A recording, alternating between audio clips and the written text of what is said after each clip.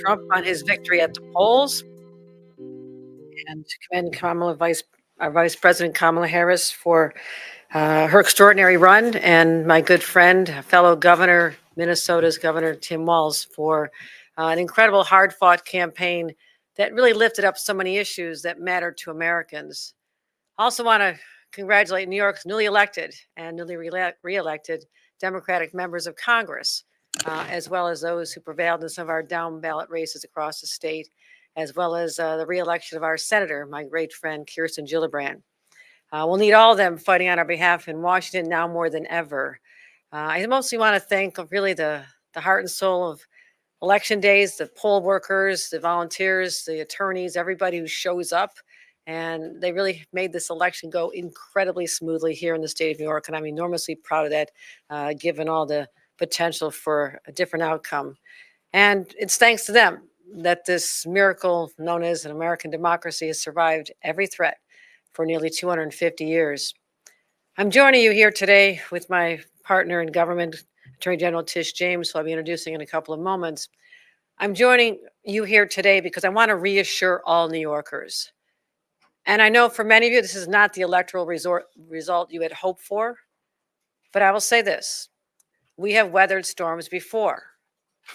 We've overcome pandemics. We've had to, in the aftermath of tremendous job losses, create thousands of jobs. After seeing huge spikes in crime, we had to reduce the crime rate dramatically. And after losing so many jobs to overseas, we are now on the cusp of creating a new revolution, bringing more jobs back from places like China. All of this just in the last few years since I took office. That's why I have the confidence in my team and all those we work closely with that we will get through the uncertainty of a new administration in Washington. Because I said, we've done this before. We've been to this. And I will be very clear. While we honor the results of this election, and we'll work with anyone who wants to be a partner in achieving the goals of our administration in our state, that does not mean we'll accept an agenda from Washington that strips away the rights that New Yorkers have long enjoyed. I need to remind everyone, this is the birthplace of the women's rights movement, the environmental justice movement, the LGBTQ rights movement, and the American labor movement. With that as part of our history, our story, New York will remain a bastion for freedom and rule of law. And over the next coming weeks, and indeed years, I'll do everything in my power to ensure that New York remains a bastion from efforts where those rights are being denied in other states. And I will say this, one very bright glimmer of hope in our state was that New Yorkers voted overwhelmingly in support of Proposition 1. This amendment firmly establishes that reproductive freedom is an important value worth fighting for and worth protecting. And as a result of this amendment, and I want to give a lot of credit to the coalition and to many others and the elected officials and everybody who stood up to fight for these rights and overcoming an onslaught of negative, misleading ads and millions of dollars spent against it. These were the true champions who fought and persevered. I want to give credit to all of them. We'll find another occasion, not this particular day, to have a great celebration, to honor that work and to remind everybody what this truly means. But does mean that New Yorkers are now protected from federal actions where they try to limit contraception or IVF or abortion medication here in the state of New York once that's enshrined in our Constitution. And overall, I'm here to let New Yorkers know we stand ready to respond to any threats to our democratic process or our public safety. Now, what we're doing here is we have our New York State Intelligence Center continuing to monitor any potential threats for political violence against political figures and sensitive locations. They do this around the clock. The work is always ongoing. And I want to report that at this time, there are no threats of violence to New Yorkers. Our cyber incident response team is always vigilant to support our partners in response to any cyber threats or incidents in the aftermath of this election. And the New York State Department of State continues to work with state police to ensure that the convening of the Electoral College, which is in our state capitol on December 17th, will be safe, secure, and as smooth as our election was yesterday. And again, I want to thank the countless individuals who are involved in ensuring this success. And we'll always protect the right of our residents' First Amendment rights. And some may feel moved to protest in the coming days, coming years.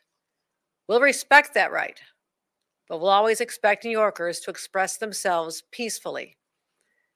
And there's a couple of other actions I want to announce today. First, I created the Empire State Freedom Initiative, focused on key areas that are most likely to face threats from the Trump administration. Again, reproductive rights, civil rights, immigration, gun safety, labor rights, LGBTQ rights, and our environmental justice. Our team will do whatever we have to do to identify any possible threats to these rights that we hold dear in the state of New York and protect New Yorkers. And this will include legislation, rulemaking, appropriations, and partnerships with our congressional delegation, and including the Biden administration at this time. And I know we're not alone in this fight. That's why I'm so proud to stand alongside my strong partner in government, Attorney General Tish James. And beginning today, senior officials and attorneys at all levels of government will work in close collaboration with the Attorney General's office and convene regularly to coordinate these efforts and provide guidance where necessary and keep New Yorkers apprised of our efforts. Now I'll say this.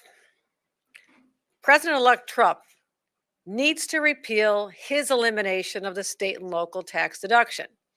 He also needs to support our ongoing efforts to support our transit, support the Gateway Tunnel, the Second Avenue subway, and fund major critical infrastructure, again, particularly the MTA. And also to back our critical economic development projects, such as those funded by the CHIPS and Science Act, which is intended to bring manufacturing back home from China and South Asia and create thousands of jobs in our state, as is occurring with Micron. And I will work with him or anybody, regardless of party, on these kind of efforts that I know will benefit the state of New York. However, if you try to harm New Yorkers or roll back their rights, I will fight you every step of the way. New Yorkers are resilient. We fought the first time around and we'll fight again. Now, I know many of you woke up today feeling drained and perhaps demoralized, yet I know we will find tremendous reserves of untapped energy within ourselves. I reflect on what football coach Vince Lombardi once said. It's not whether you get knocked down, it's whether you get back up. So today, fellow New Yorkers, we got back up. And we'll do it every single day. We'll go to work, take our kids to school, look out for